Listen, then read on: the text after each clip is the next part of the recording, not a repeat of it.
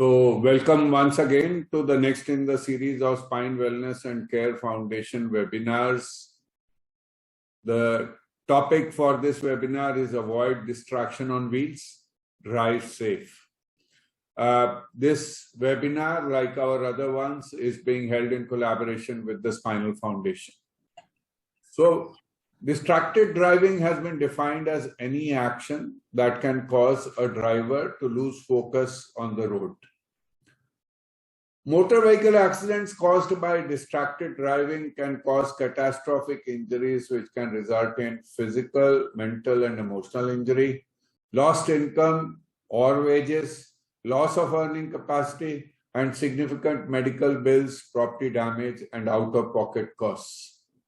Distractions like using a phone while driving slows reaction times for braking traffic signals, makes it difficult to keep in the correct lane, and to keep the correct following distances.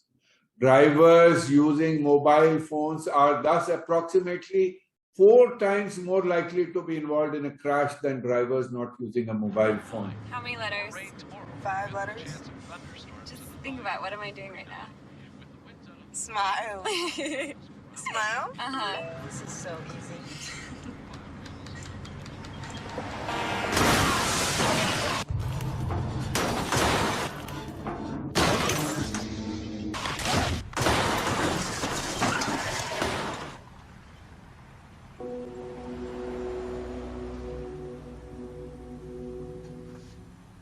So this is an NHTSA video to create more awareness. Similarly, in the last decade alone, India lost 1.3 million people to road crashes. Another 5.3 million have been seriously injured secondary to distracted driving, as per this report of Save Life Foundation. Research has shown that mobile phone usage among a sample of vehicle drivers in India is still about 82%. Why do people put their life at stake? Is it ignorance, apathy, or habit? Thinking about this, it was felt that creating awareness on this important topic would reduce the chances of people suffering from distracted driving. And thus, this webinar today, Avoid Distraction on Wheels, Drive Safe. We are lucky to be having a very eminent list of panelists for our webinar today. Amongst them is a close friend and colleague from the International Spinal Cord Society, Dr. Rainer Abel, who is director of the Spinal Cord Injury Unit at Beirut. He is an orthopedic surgeon with a special interest in spinal cord injury, also a physical medicine and rehabilitation physician, former chairman of the German-speaking Medical Society for Paraplegia, and he is the vice chair of the External Relations Committee of the International Spinal Cord Society. Welcome, Dr. Rainer Abel. Dr. Matthew Verghese is the head of Department of Orthopedics at St. Stephen's Hospital, New Delhi. He served as director of the hospital for a very long time. Bill Gates mentioned him in Gates Notes as one of the 5 heroes saving the world who inspires him. He's an expert on injury control, epidemiology of injuries, pre-hospital care, and emergency care of trauma patients. He specialized in trauma care with particular emphasis on reconstructive surgery for trauma and deformities in adult and pediatric patients. He's the co-author of the book, When Someone is Hurt, a first aid guide which has been translated into 5 languages, and pre-hospital trauma care systems published by the WHO. He is associate faculty at the Transportation Research and Injury Prevention Program, a WHO collaborating center at the Indian Institute of Technology, Delhi. Dr. Matthew Verghese, unfortunately to catch a flight in an emergency, but has recorded all the queries that we had and will be playing them to have the same impact on the webinar. Then we have Mr. Deepak Dash, who is Senior Assistant Editor in the Times of India.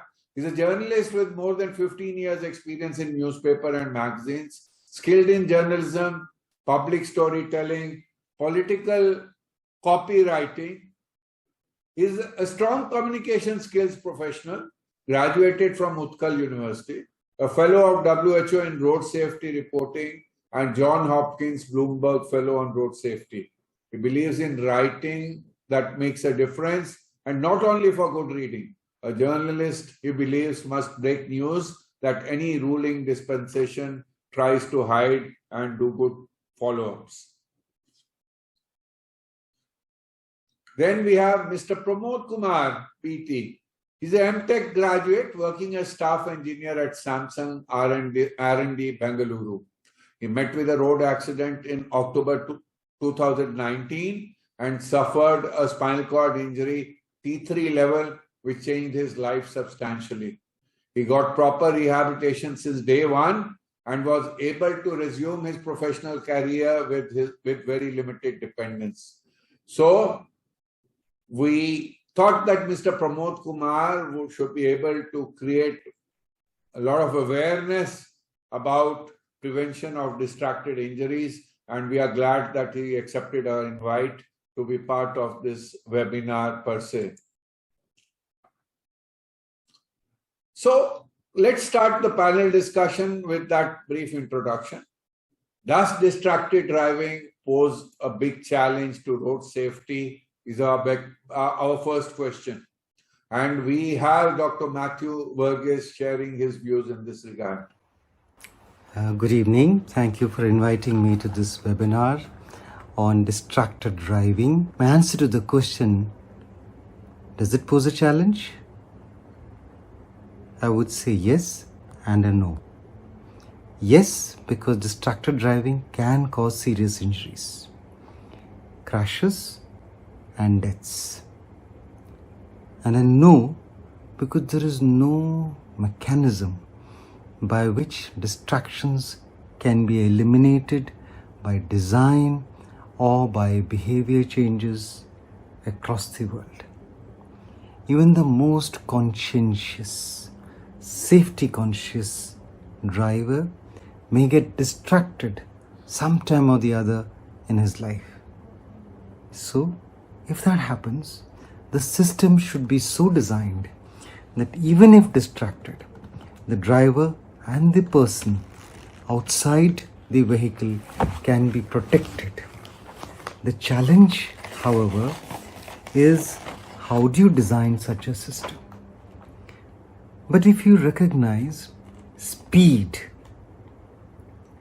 as a common denominator for serious injuries, then reducing speeds in all conflict areas where a distraction could lead to a conflict between a non-motorized pedestrian or a non-motorized vehicle or even a two-wheeler with a four-wheeler, we have to make sure speeds are lowered. That's the only way we can make things safer. And that is truly the concept of Vision Zero, where even if you make a mistake, whether it is an act of omission or whatever reasons, you want to make sure that no death happens and the individual is protected. Shall we ask Deepak Das ji as to what are his views on whether distracted driving poses a big challenge to road safety? Deepak Das? Yeah, Dr. Chhabra, it's can you hear me? Yeah, loud and clear. So what you made during the presentation, that's actually the fact that if someone is particularly reading or sending a message on a mobile phone, that's far more dangerous. And these have been already established by WHO's different reports. One big thing that we have in India, if you talk particularly about our countries, there is a big challenge that we don't have very substantial data. Though you referred to one of the studies that Save Life Foundation has done, but that's a very limited study. But the fact remains that if one is only looking at a mobile phone, maybe it's a problem, it's a distraction. But if someone is texting while driving, that's far more dangerous. And those studies have also been published by WHO in some of the documents. I would like to make a point that if you go through the United Nations Road Safety Organization NHTSA's reports, in the past 2-3 years they have realized, or they have admitted, rather, or recognized that how distracted driving is a big problem, particularly due to mobile phones. Now, if you go back to a little bit of history in our country, few years back, there was a huge discussion in India that whether all types of mobile phone using should be stopped or should be banned while driving. Then it was found that because of the changing technological situation, now every car has a navigation system, so people have to look, and mobile phone also people use. So our government came out with a little bit of, I should say, progressive notification that if you are looking at a device while driving only for navigation, then it should not be a fine. But if you are doing it for any other purpose, then it's a penalty. I think we need to work a little bit more on that, because detecting whether someone is actually navigating or only using it for some other purpose is very difficult. That's a very difficult to enforce. One more thing that I have is that we should also look at the other means of or other factors for distraction, like advertisement on highways. Now, unfortunately, in India, we see some of the highways are putting, beautiful structures or replicas of like our Qutub Minar, Taj Mahal along the highways. People are putting beautiful, fountains. Those are also not right, because when you are on road, you are supposed to drive attentive rather than creating more features which will distract people. I think this debate of, or the discussion of distracted driving should go beyond just mobile phone. There must be, we should look at the holistic approach. And what Dr. Matthew said, I completely agree. He's talking about the system approach, that even if someone is, getting distracted or more looking at a mobile phone or texting while driving, then it should be designed in a manner that no one dies. But that's a very philosophical, and that's a very positive thought. But we should also understand that it's not the person who is distracted and driving is causing crashes. It's not just facing the problem. The other vehicles are also facing the bigger problems. And pedestrians, cyclists, two-wheelers, particularly in India, who have more than 80% of the share of our road users. So those have to be also looked at, sir. Thank you, Deepak Dasji. You have brought some very important issues to limelight. May I request Mr. Pramod to also give his views on whether distracted driving poses a big challenge to road safety? Hi, sir. Am I audible? Yeah, very much audible. Yeah, sir. I would say yes. Obviously, as a victim due to distracted driving, and I think this is already alarming since a while. Due to which Government of India has also launched a vision of zero road accident by 4 E's. Actually, the first E comes like engineering the road. It involves like identifying black spots at state, district or city levels and restructure to the safety. And that comes the first E. And the next E is economy. Now Government of India already told that they have allocated 14,000 crores for just removal of these black spots, which alone ensures 50% of reduction in casualties. And the third E comes to the enforcement. I would like to add to Deepak Das sir, whatever laws are already present, government has also been looking to increase the road safety by based on some estimation data or something to improve the rules. So that here what we have to understand is our mindset, normal human mindset is like, okay, few people does violate almost all laws, whole lot of people violate very few laws. But we should think that both are equally dangerous. So we should avoid it. And coming to the fourth E, that is education. I would like to thank you, sir, because that is what government is expecting from us. It already asking to create awareness as what we are doing now. And it's already asked a cooperation from NGOs, social organizations, universities and all. So finally, I would say yes, distracted driving is a big challenge, which is government has been already looking. Thank you, sir. Yeah, but thank you, Mr. Pramod, for your views in this regard.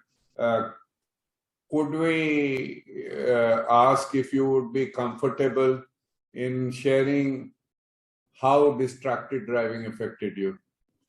Yes, sir, absolutely. Actually, I was driving in the two-lane road. While driving, I was traveling with my three friends.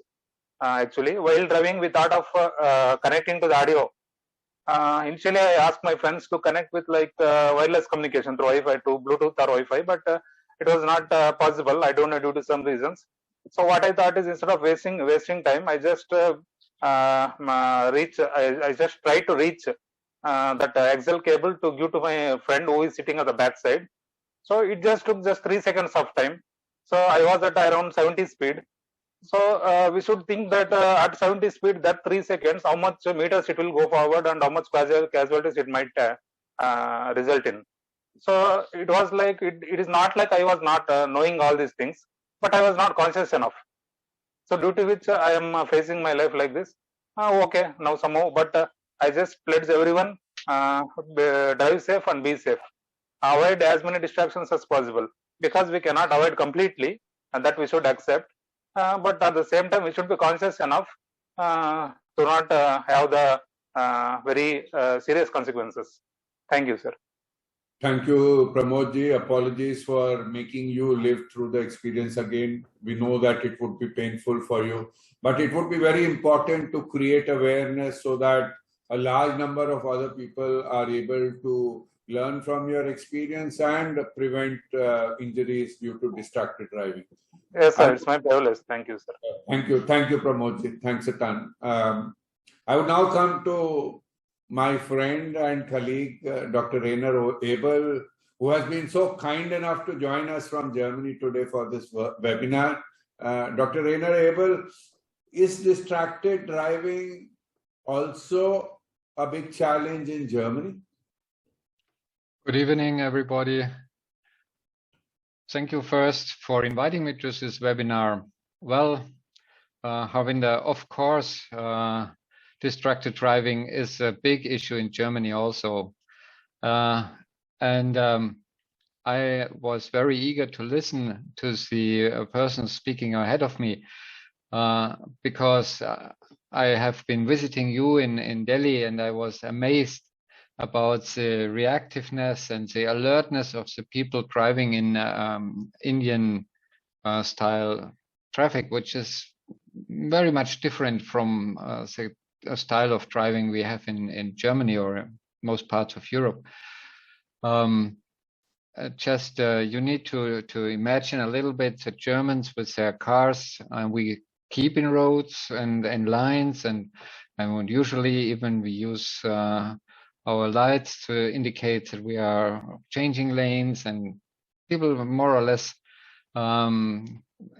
attached to rules and adhere to rules. But this is creating a different type of distraction. You're getting lulled, you're getting used to what you're doing, and of course, people use mobile phones.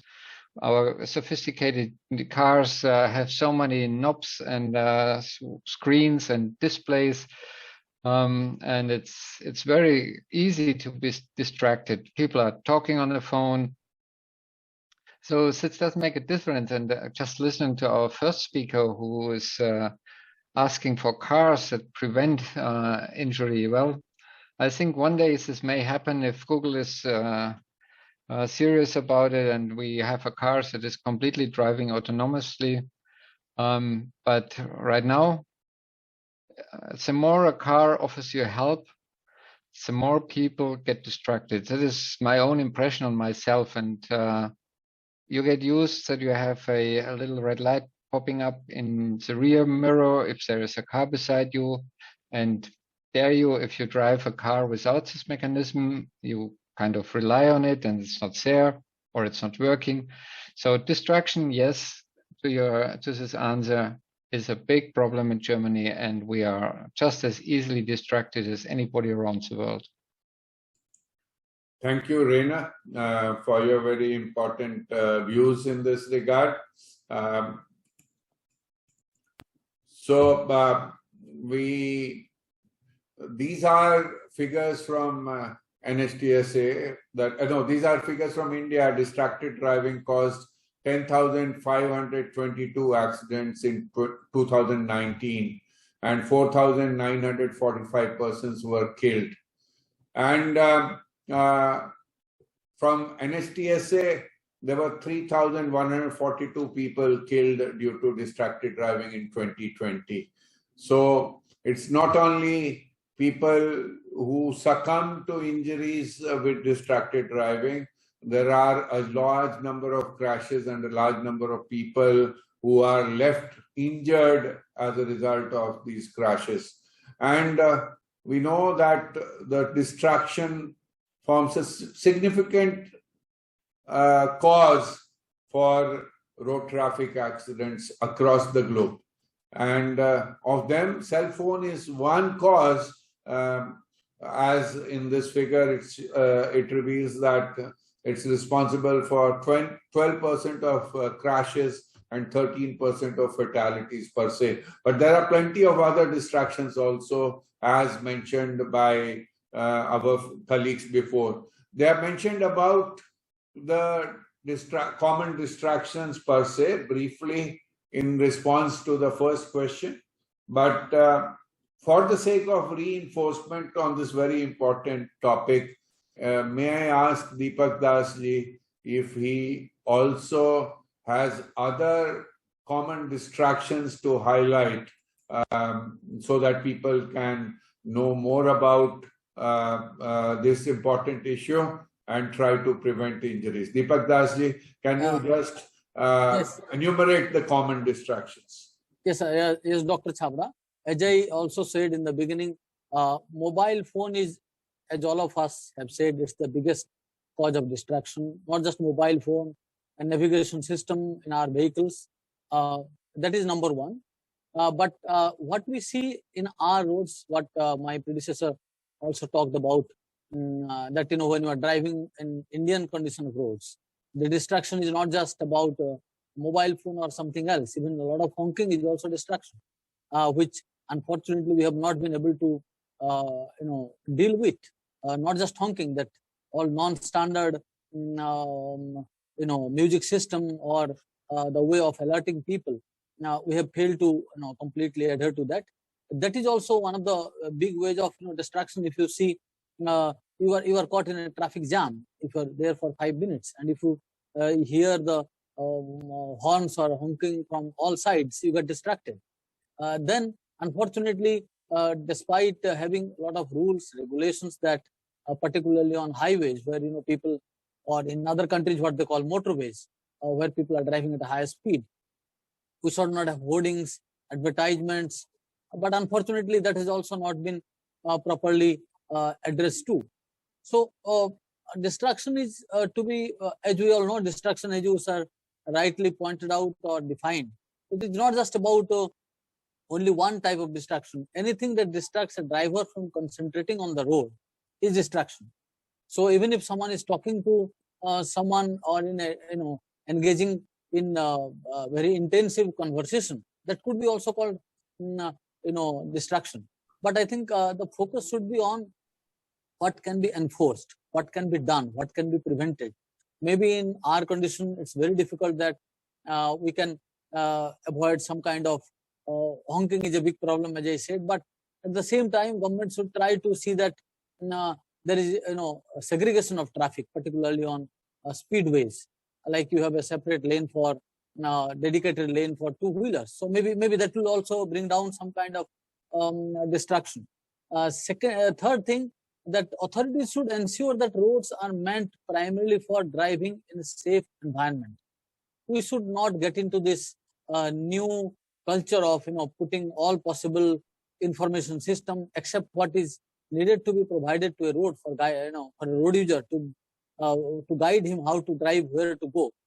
Besides that, if you are putting unnecessary things, glazy items, advertisements, those are also huge cause of concern for our distraction.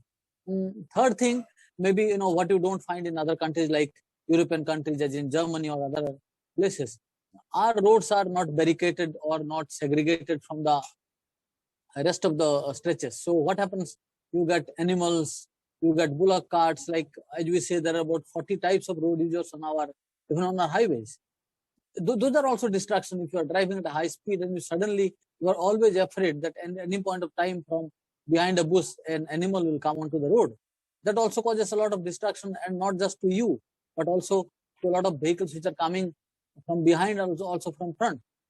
So there are ways to how we can bring it down. Another distraction that I'll talk about, sir, is the high glage of vehicles coming from the other side. Though for past several years we have been trying that, on the center verge of the divided highways, we have plantations, proper plantations are there, so that you don't get distracted by the lights of the other vehicle from the other side. But that has also not happened in a big way. Fortunately, some new technology have come that you can put those devices which will reduce that kind of distraction. So distraction is actually very vast subject. What we are missing in our country particularly is that we don't have proper data on investigation of distracted driving.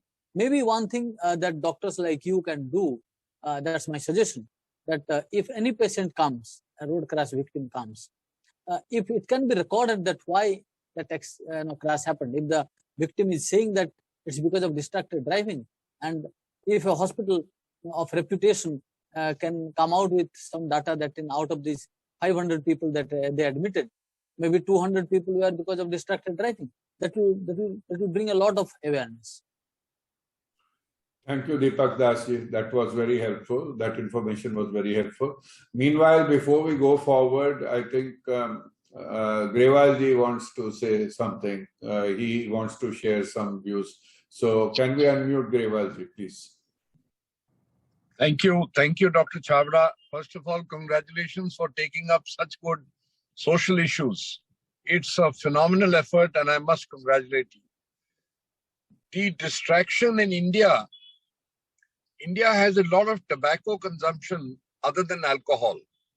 And we know that anybody who's under the influence of tobacco, and they have zarda and all these chewing tobacco, there is a decrease in the intensity of taking decisions in a very narrow gap. So tobacco consumption by most drivers is one of a big predicament in drivers being careful while taking decisions, and is a big distraction. The second, we in our cities will find that directions to roads is very poor. So while you're driving, you're always on the lookout for the road which you have to turn left. And it's a very genuine apprehension which everybody talks about. So many a times, these two conditions, if they lead to an accident or an incident, the individuals feel that they have not done anything wrong. The person who says, "Mujhe to sadak nahi nazar aayi," and the tobacco guy who's chewing it, nobody points it out to him that your ability to decide has been hampered by the tobacco that you're chewing. So these are two issues that are related to social behavior leading to distracted driving. Thank you very much for the opportunity, Dr. Chavda. No, thank you, Dr. Grewal. For the benefit of our other participants, Dr. Grewal plays a very active role in the Indian Medical Association and in creating awareness about such issues. Thank you, sir, for joining the webinar and highlighting these issues. May I now request Pramodji. Pramodji, you heard Deepak Dasji and Dr. Grewal on the common distractions while driving in India. Do you have anything else to add in this regard? Yes, sir. It's the same thing. I would like to add, generically, just we have to be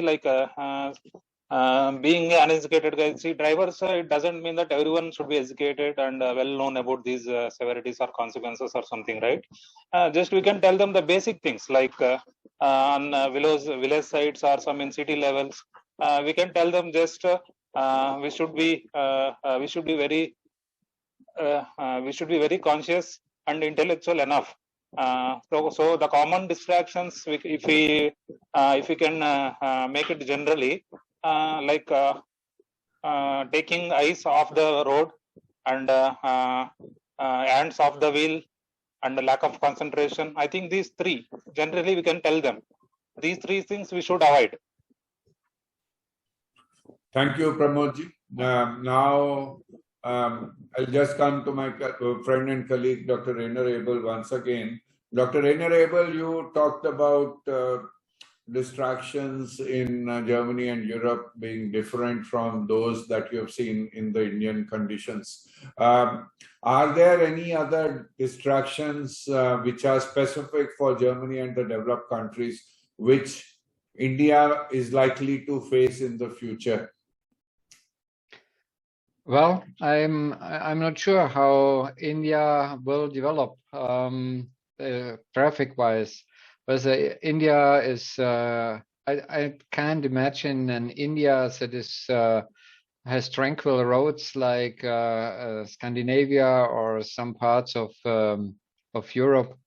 I rather see a development towards something like Italy, where driving is also well, a little bit more personal derived and a little bit more up to the individual driver. I think that there are basically the advantages of new technologies that will come to India for sure in the coming years. Your cars will just be the same as the ones we have, and destruction will come to this level we now see in Germany, is that you completely rely on your car. And I think maybe one should think about not using too many half sufficient utilities in new cars. I mean, if you have a car that's completely driving on its own, that's fine. You're not doing anything wrong. But if you have a car that helps you driving too much and still requires your constant attention, this may be difficult. Maybe you can avoid that in your surroundings. Thank you, Dr. Rainer Abel. That was very helpful. Let's listen also to Dr. Matthew Verghese on what are the common distractions while driving. What are the common distractions while driving? My God, so many of them. This could vary widely from country to country, community to community, continent to continent, culture to culture. It's going to be hugely variable. It can also vary depending on what activities are happening inside the vehicle or on the vehicle, or what activities are happening outside the vehicle. To take a common example, one of the most common distractions in today's world is the use of a cell phone. Now, when a serious research was conducted on the use of cell phone and its ban, and this was done in Sweden, where they compared before and after effects of banning use of cell phones. So they banned this cell phone use and looked at the impact of that on crashes in a county in Sweden. And when they compared, it turned out after the ban, the number of crashes went up. So there was a lot of, buzz on how is it possible, there's something wrong, the data is faulty. No, it turned out when close interrogation happened and detailed information was gathered, it turned out when the ban was not in operation, people openly used the cell phone in calling up their friends, in dialing numbers, in texting. There was no hiding in that.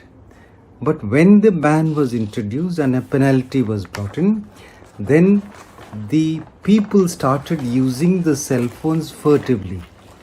They would hide the cell phone beneath the steering wheel and without bringing it up to the visible level, start texting or dialing without being noticed by policemen or other onlookers. So here is something which makes them distract from the happening in front of the vehicle in the road. So they ended up with more crashes. So what seems an obvious safety input can be counterintuitive, and you must look at things seriously before making and jumping to conclusions. Again, when you look at different countries, for example, if you were to compare Germany and India, on autobahns, you can drive miles without encountering a single human being who is walking on the autobahn. Autobahn is not, you're not allowed to walk on the autobahn, as far as I understand. There are service lanes for that, and slow moving vehicles can do that. So it is all about, if distraction happens, there is crash of a vehicle occupant with another vehicle occupant being involved in the crash, and therefore the vulnerability depends on how safe the vehicle is. Modern vehicles are really safe, with crumple zones, with passenger occupant space being non-crushable, with seat belts, with airbags, with air curtains, and cellular petrol tanks, all kinds of safety devices. And at the end of the crash, they can just walk away. That's all that happens. However, in a country like India, a distraction causing a crash, there are people all over, people all around you. So you're likely to injure a pedestrian or a bicyclist. And that's a serious issue. In a 2-year research project looking at video recordings of behavior and conflicts between vehicle occupants and people on the street, it turned out that one third of those involved in these conflicts were pedestrians, and many of them with motorized two-wheelers. And the bicyclists happened to be the other vulnerable group along with the motorized two-wheelers. But when we look at the exposure rate, the exposure of the number of times a pedestrian is exposed to a motorized two-wheeler or to a vehicle on the street, and compare that with another country like Sweden, that's exactly what was done in the study. They found that the conflicts did not look too bad on a comparative basis per exposure of the individual. So that's an important understanding. So your exposure to a problem can contribute to the higher risk of the individual.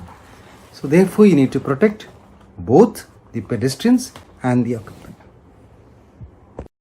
So types of distracted driving are visual in nature, activities that take the driver's eyes off the roadway; manual in nature, activities that take the driver's hands off the wheel; or cognitive, activities that takes the driver's mind off driving.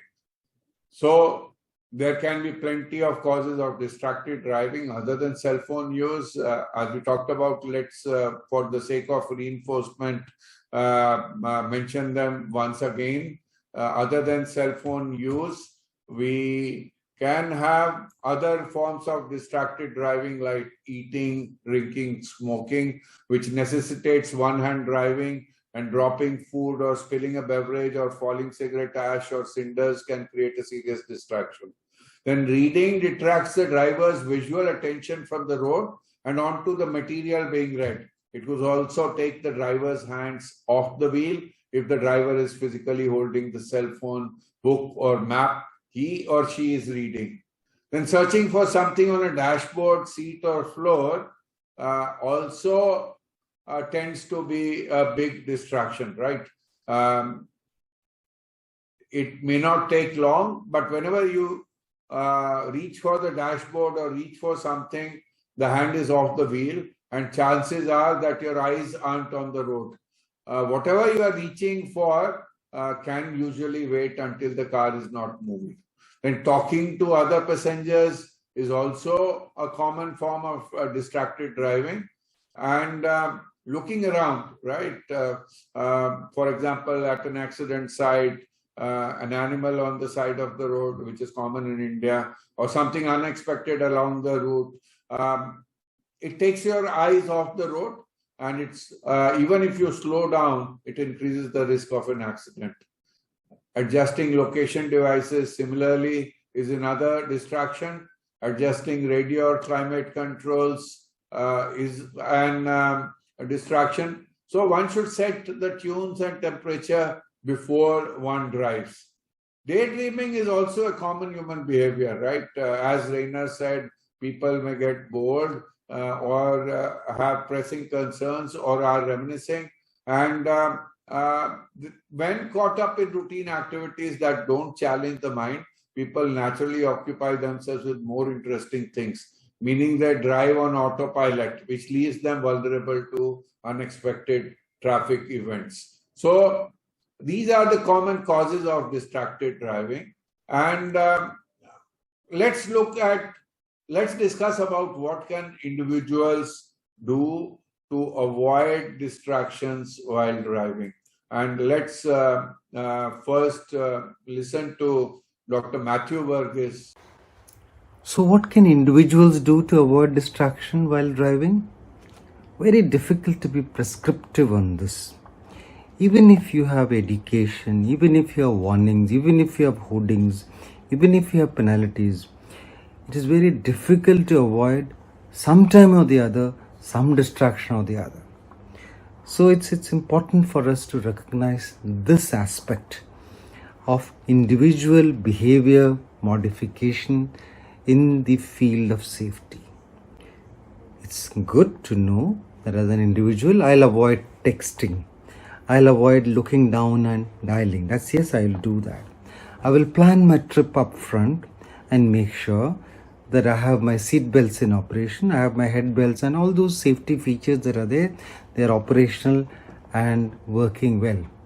But one factor which I would like to emphasize for people in our country. In India, we have car as a family car. The whole family goes together, and many of them on weekends. And children are often put in the front seat. Many of them sitting with the driver on the lap of the driving father, who is often the driver. This is the most dangerous thing that can be done to a child. If a crash happens, you will crush the child between the dashboard or the steering and your body.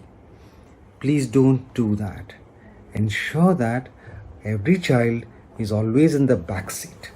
Ensure that you popularize and use child restraint seats, love seats as they call, and their age, recommendations, up to what age, what type of love seat is recommended. Also, it is useful to remember distractions, all problems can also happen with drugs and alcohol. Drunken driving can cause problems, and that should at all costs be avoided. And also, it is important to remember sleep deprived driving can be as dangerous as drunken driving. So if you are sleep deprived, take a cab. If you are sleep deprived, don't drive, get your friend to drive, or just hire or use a public transport. But don't drive yourself, because not only are you putting yourself to risk, but also others to risk.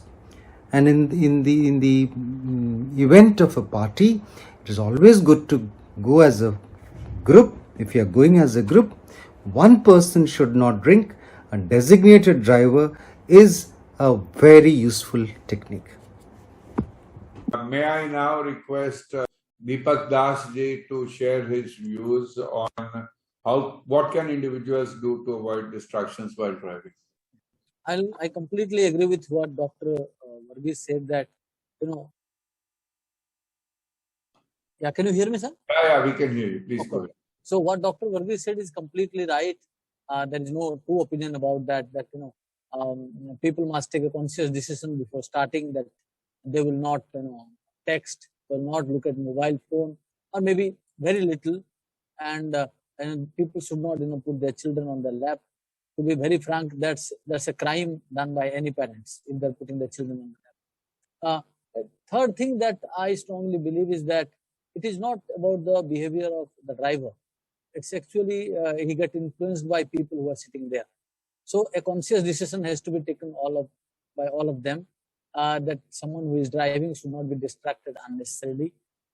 Should not be distracted, but it should be avoided. Third thing that we see in our conditions, as we know, that in many cars you'll find these screens where they start showing, they play movies, and that's a huge bad way of driving, particularly. And we see when tourists are coming from long distances, they usually play it, and a driver don't expect that he's a superhuman being, that he has full control over his senses, that he will not even look at a good movie if it's going on the screen. So that should be completely stopped. That should not be done at all. Third thing that I strongly feel is that government must come out with some kind of proper regulation, that there is no manufacturing of substandard or non-standard honking system, because until you do that, only cracking down on vehicles which are using it or people who are supplying it doesn't help. I think we have to do a lot of. Government has to actually take the onus of stopping this bad honking practice on our road system. One of the participants in our chat box, he or she made a very interesting point. What about the road condition? Actually, if you see on highways, if there are 3 potholes, that's a huge cause of distraction.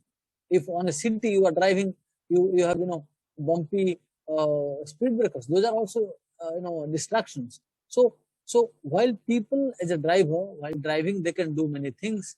Government agencies also have responsibilities to ensure that the roads are maintained as per the standard. There are signages properly put, not unnecessarily put several signages only for the sake of putting them. And third thing is that, as I talked about, that the roads have to be properly demarcated. There should be segregation of traffic. That should be done by the government. So I think a lot of things have to be done by the users themselves. Also, the road owning agencies, enforcement agencies must do that.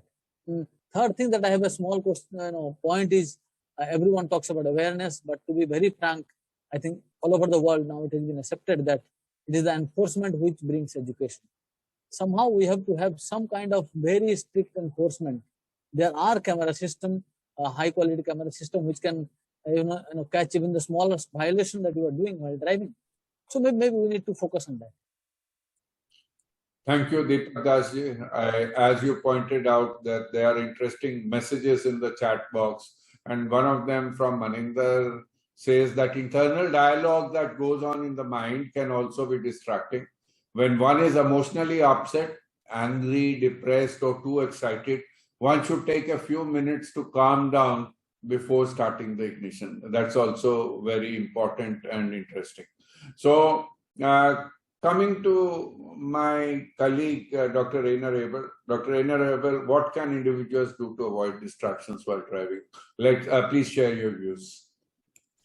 Well, I think we all agree that distractions cannot be avoided. But in my opinion, you should try to identify habits that might increase distractions.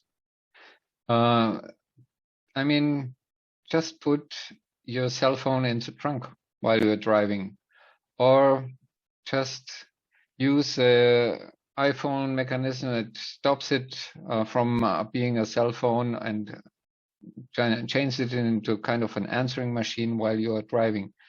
There are certain habits that we develop when we are driving a lot, like eating, like having a coffee, the way we chat, the type of music we listen to.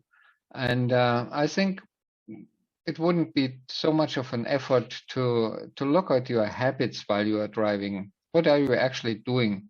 When do you start daydreaming? Is there maybe a break indicated if you're driving long distance and you get tired? So I would put an emphasis on habit reduction and habit control. Thank you, Dr. Rainer Abel. That is a very useful tip that you have given. Pramodji, do you have anything else to add on what one can do to avoid distractions while driving? Yes, sir. Well, I would say that there are a lot of distractions. If we keep on listing the distractions and we cannot keep that in mind and we cannot avoid all the distractions. But basically what can individual do is we should be intellectual enough.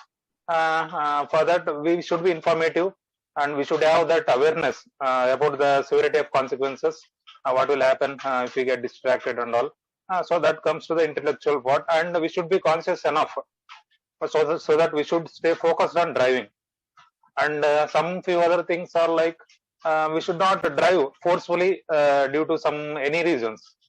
In some instances, like we might be very tired, but we should avoid at that times. So such things we should avoid. So basically, I should reiterate that I should say that be intellectual and conscious enough, and stay focused on driving. Thank you, sir. Thank you, Pramodji. So, just for the sake of reinforcing what has been discussed, self-education and awareness is very important. Create self-awareness about the rules and responsibilities involved in driving by sharing stories and statistics related to distracted driving. Always keep in mind that driving is a skill that requires the driver's full attention, and all the texts and phone calls can wait until arriving at the destination. Avoid multitasking. You should concentrate only on driving when you are driving the vehicle. It includes avoiding everything right from answering phone calls, replying to text messages, browsing the internet, etc. Eating, drinking is probably one of the biggest distractions for any driver per se. Make sure you follow a healthy schedule where you eat or drink before or after your trips. In unavoidable circumstances, you should stop your vehicle at a safe place to eat or drink. You should avoid looking at passing buildings or sceneries that can be tough to resist. It is a safe practice to keep moving the eyes every 2 seconds and check the mirror every 6 seconds on average. Being in a drowsy state when driving can be more dangerous than drunk driving. They contribute largely to the number of accidents that happen each year. So it is advisable to rest at a safe place for some time before driving again. So these are some of the tips that we found on the which we found online and which can be very helpful per se.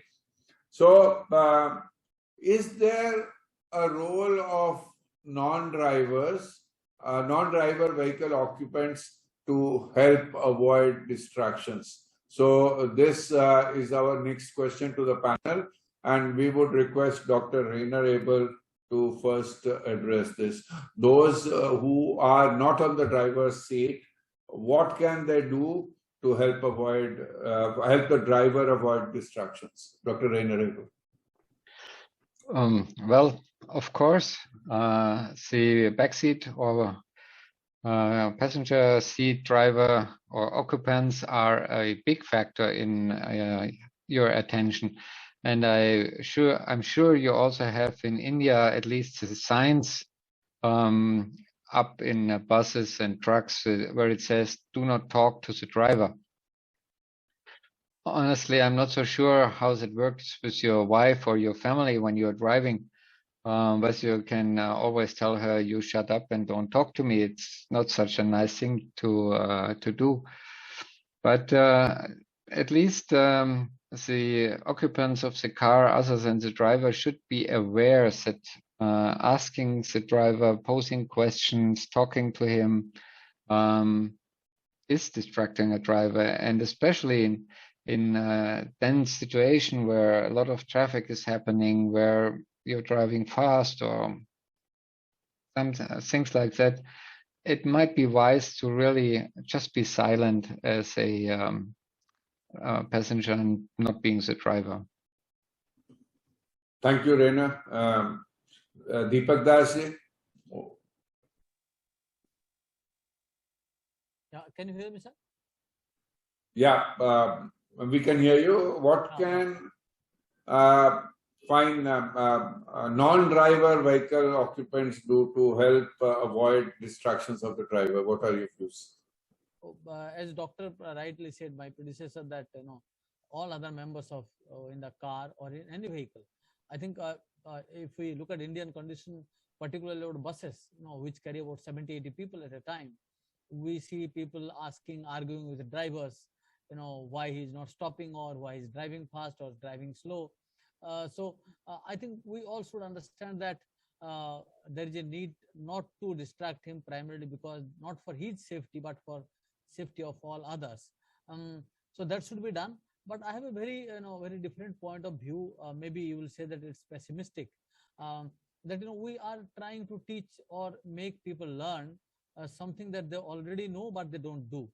It's like saying people don't even spend 200 rupees or 500 rupees to buy a helmet to save their head. I think that's the problem. That's the problem. When a family knows that my father or my brother or my sister is driving the car, I'm not supposed to distract him unnecessarily. But if still we are doing that, I think that's a very big challenge, that how we handle it. Maybe what Dr. Varghese said, it's a way to bring a change in our habit, but how that habit can be changed. Maybe one way is if you can teach our children who are going to school going children, that what is distracted driving, what not to do. Maybe that will have some impact, like what we saw in Swachh Bharat mission or the cleanliness drive, sanitation drive that in India we had. That children are now telling parents, why are you spitting on the road? Why are you throwing? Maybe if our children are kids, they will start stopping our parents, mother or father or elder brothers, uncles. Why are you disturbing Papa or the driver? I think that will have some impact. I think we need to catch them young. That's the only way out. Otherwise, it's like I'm sleeping knowingly and you are trying to wake me up, and I am quite confident or convinced that I should not wake up. I think that's the challenge. So maybe the young population can be made a little bit aware that how they can motivate their parents, or maybe they can nudge their parents to change their behavior. So very important point, Deepak Dasji, catch them young. So they carry the message to their parents and remind them every time that they are distracted. So that's a very important point. Pramodji, do you have anything to add on this topic? Yes, sir. I would like to add one basic thing that what I believe is communication of co-passenger with the driver is the main distraction. So what we have to do is communicate only if there is a necessity. Don't create a necessity to communicate. That's the basic thing we should keep in mind, I guess. That's it, sir. Thank you. That's a very important point. Very well said, per se. Is there a role of a non-driver vehicle occupant? Yes, only in coercion for encouraging the safe behavior, which is not very difficult. And that is why when teenagers, 18, 19, 20, you have different age groups where different countries have different licensing norms. The licensing norm for that age group, if there is a group of people, they can encourage safe behavior. But remember, on the roads, in a vehicle, speed thrills. So it is commonplace to have youngsters in a car driving at unsafe speeds. That is not a desirable behavior.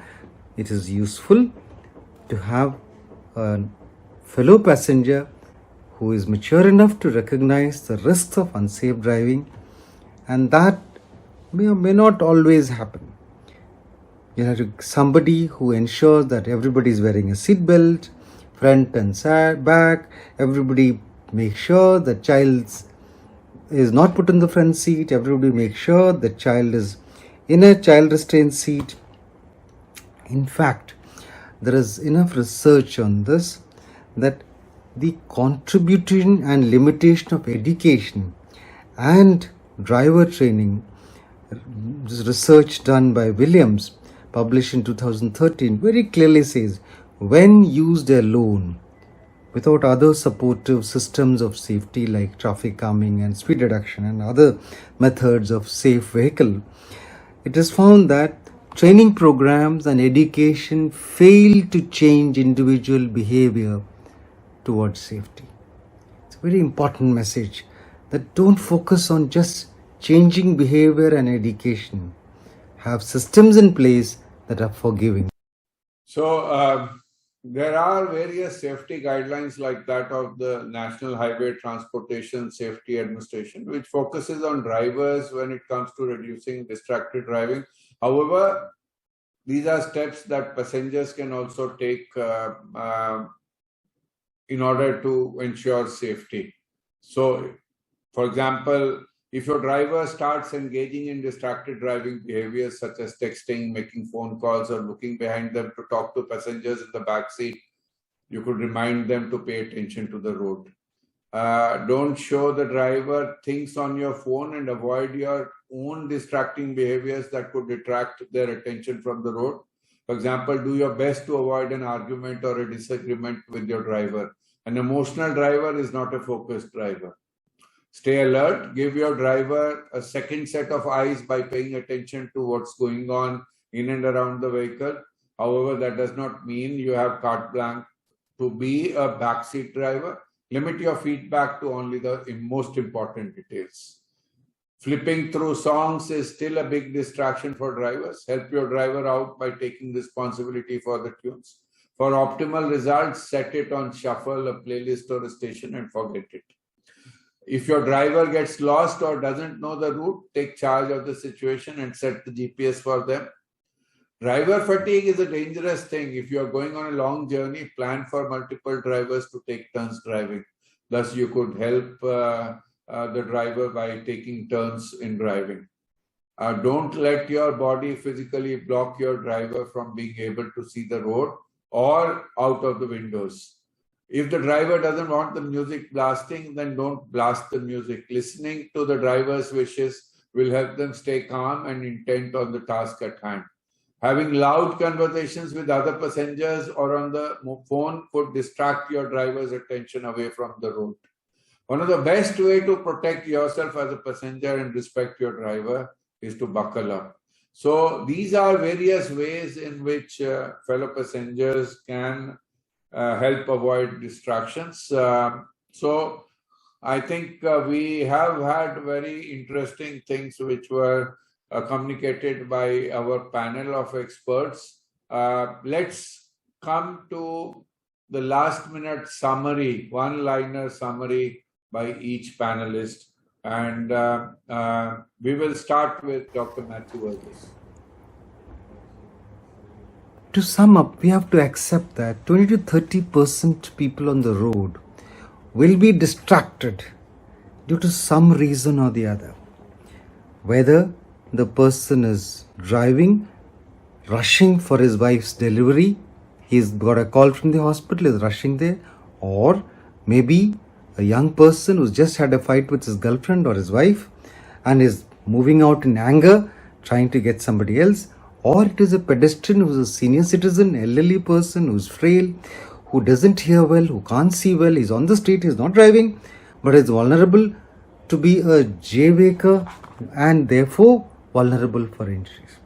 So whatever be the reason, we want to make sure anybody who is contributing to a possibility of a conflict and distracted behavior on the road need not be injured, need not be harmed. The traffic system has to be designed to be safe even for the distracted driver, which means traffic calming, vehicle protection systems, whether these are seat belts or helmets or airbags or air curtains or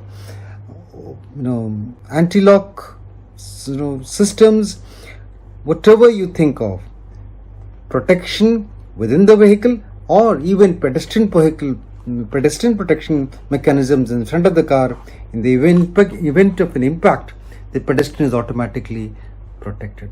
So we have to think in terms of forgiving traffic environment, and forgiving is the only way we can have a vision zero, which means zero deaths and serious injuries from traffic crashes. Thank you. So, Deepak Das ji, what would your one-liner summary be? I think. Can you hold your mic closer to you? Yeah. I think we have enough evidences from across the world. Though, as I initially said, that distracted driving, there is no proper study in our country, barring the very small sample studies. But there are evidences from other countries like United States and Sweden that how distracted driving is becoming big. And also now it's very clear that majority of the problems because of distracted driving is the mobile phone, the cell phone. So once you know that this is the biggest problem, we need to find a solution. The solution lies in, as we have already talked, that government has made a provision that you cannot hold a phone, handheld device to see something or to talk to someone while driving. You can put it on a proper stand and see that. Maybe that is the immediate solution that we have. The second thing is that, as I said, we need to do a little bit more research. Maybe a little bit of medical institutions like yours can come up with some evidences so that we can tell it to people that see, this is the problem and how we can solve it. I think these are some of the ways out, but we know that this is a problem. It's not essential that everyone has to put his finger in the fire to understand that it burns. Thank you, Deepak Das ji. Before we go to Dr. Rainer Abel, there's another message in the chat box. While learning driving, emphasis should be given, especially in the younger adults, for learning to be aware of these distractions. Stricter enforcement by authorities is equally important. Say, for example, mobile usage while driving, not only four-wheelers, but also the two-wheelers as well. So this is also a very important message for everyone. Rainer, would you want to give a summary of what message you would have for the participants? Thank you. Well, I would like to sum up really shortly with know your abilities, know your habits that distract you, and if you cannot control the distraction, at least reduce the speed. Sometimes you have to stop, but be aware that distraction is happening and it does affect you just as everybody else. Thank you, Rainer. Those are pearls of wisdom, and I think everybody would learn from these pearls. Pramodji, what would your summary statement be? Yes, Chabra sir. I would like to summarize saying that driving is a skill that needs attention. So please be intellect and conscious enough and avoid distractions as much as possible. Thank you, Pramodji.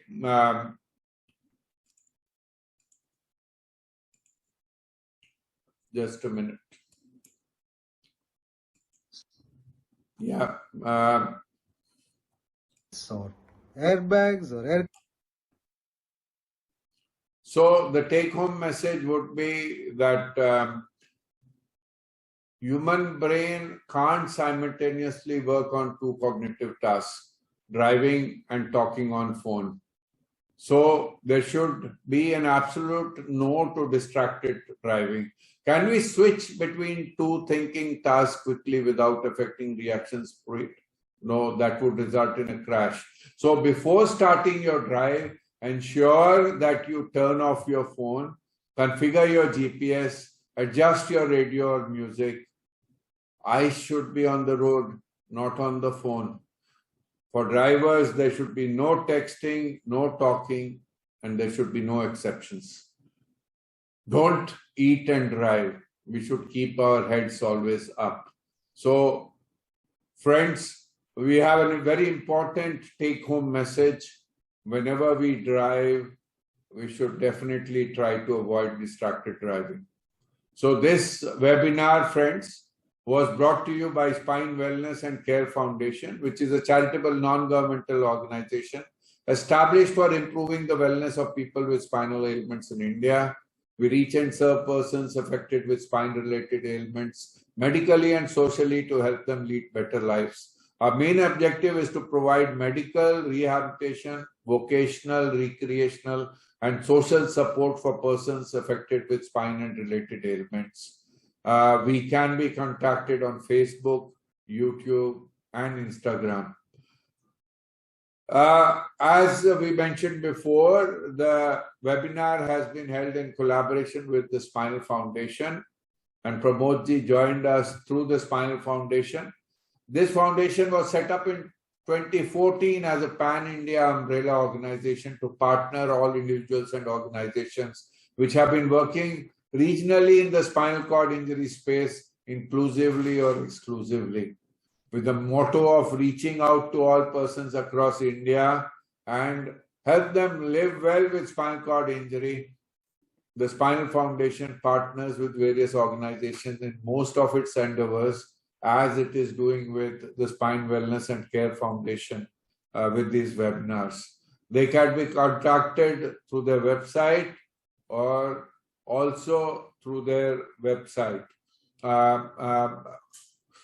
Again, with the help of Spinal Foundation today, as you saw in the chat box, Hindi translation was done by Ranjana Nahak and by Madhuri Paturi. Thanks to both of you for helping our friends not very well versed with English also gain from the webinar through the translation that you've been doing in the chat box. And we hope to take your services again for the next webinar as well. I would also want to point out that our next webinar on 9th September would be on Yes, We Can. And this would be in keeping with the Spinal Cord Injury Day, which is observed on 5th of September across the globe. And Yes, We Can just highlights the power of the mind through which any person can achieve anything in life, as has been ably demonstrated by many people with not only spinal cord injuries, but also with any form of other disability per se. Friends, Nelson Mandela said, "It is in your hands to create a better world for all who live in it." Come, join hands to improve spine wellness and care and to alleviate the burden of spine disease. So with this, we thank our panelists for a very interesting session, and we thank all the participants for joining us today. If there are any last-minute questions or comments by the participants, we would be happy to take them right now. Shivjit wanted to say something.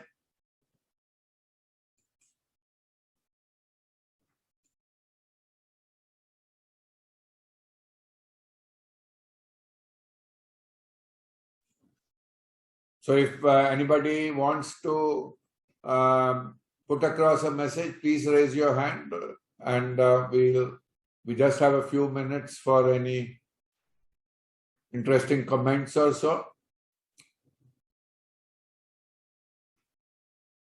If not, I think we thank you once again, and we will look forward to having you again on 9th September for the webinar on Yes, We Can, which would be held to commemorate the Spinal Cord Injury Day. And don't forget, friends, to create awareness about prevention of spinal cord injuries, not only on 5th September, which is Spinal Cord Injury Day, but also on, in fact, we should first remind ourselves how to prevent these injuries, and then also create awareness in this regard amongst anybody else. Pramod ji, you wanted to say something. You just raised your hand, wanted to say something. Yes, sir, Chavda sir. I would like to thank Dr. Chavda sir and TSF Foundation for giving me this wonderful opportunity to be part of social awareness program. And also I would like to thank my company Samsung R&D India for giving me continuous support to resume my professional career back and APD India. That's it, sir. Thank you very much.